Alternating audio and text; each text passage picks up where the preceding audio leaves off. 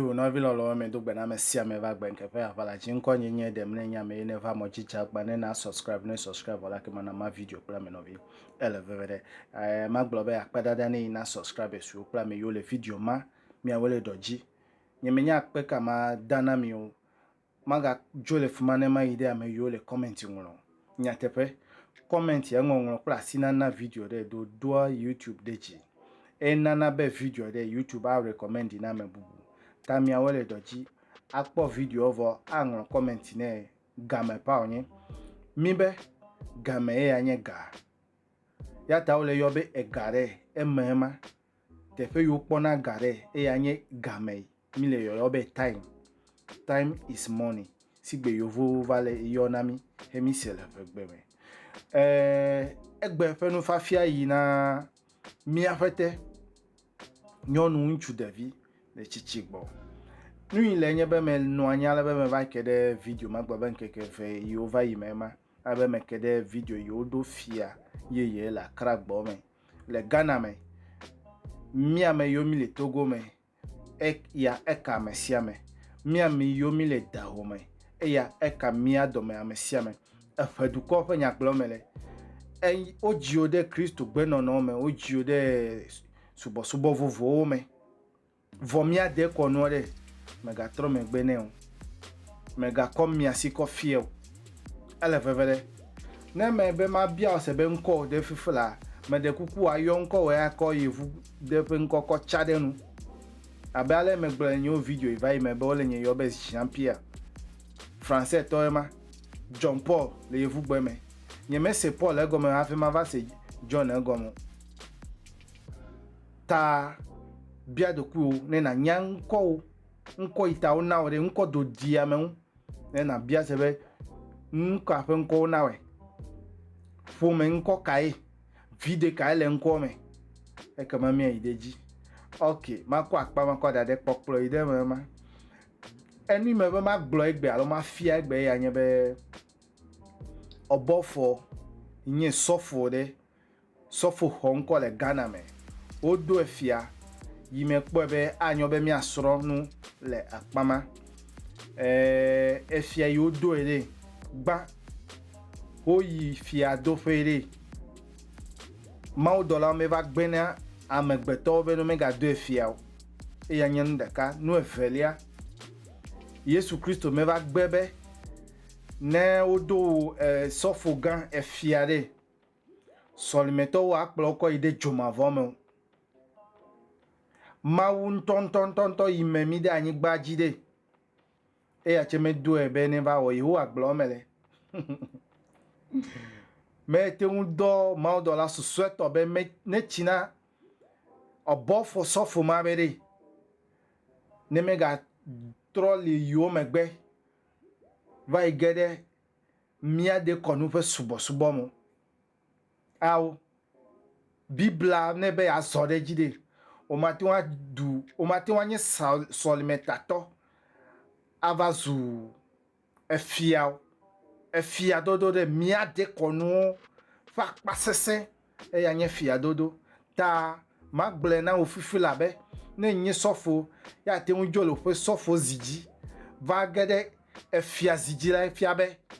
gede mia de konu akwa me mia de konu honko hwasi me ya gede me ta anyebe okpele Yesu Kristo vida no mi adome efia wore emiasia yovo va fia me ko fia we me didio me po fia de ono maglobe worship song inye hajiji le solime home asigbe mi no yo ma ano haji ele haji me yemegbe oji hana kafu Yesu Kristo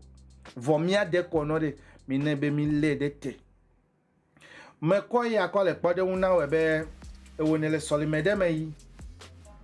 chuebe wo bishop alo solimetato ya ovado fia ne na bia do ku osebe efia yo do ere solimeto che wa pele do a no filo no enya me be ma bia ma be chuebe wo bishop ya ole cover idofia o le fuma le redu la citro le redu la chado nye menya gbe igboje o fia le yo fia o do awe e ya nto le fia o fe redu la sida nye menya fe ne no wo le mia de ko no me ya vo mi ko apa ma ko dare me be chuebe e wo sofo ya le ko do fia akple do ide fia du fe alo achi solimia dade solimetato e anya obofo ya wo le ko do fia ma bia wo se e wo yin solimeta solime vile solime eme be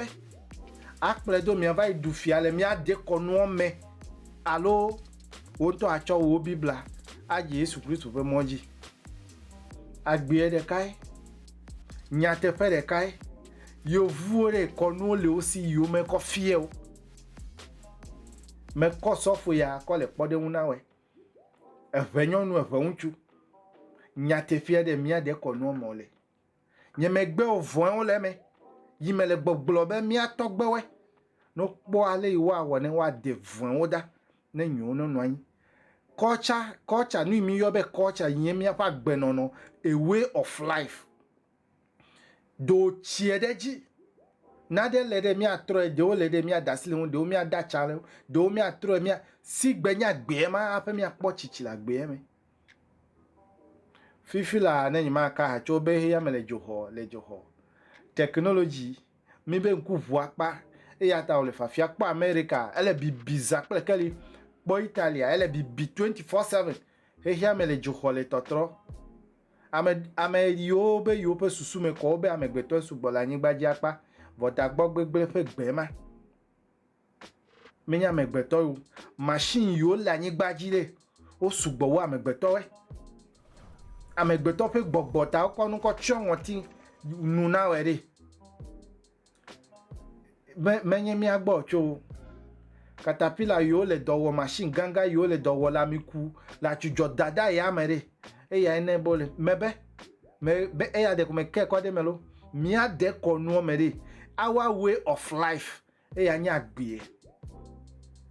mi trova mi ade ko nu me ya ta ko mele mi ayo mi trova mi ade ko nu me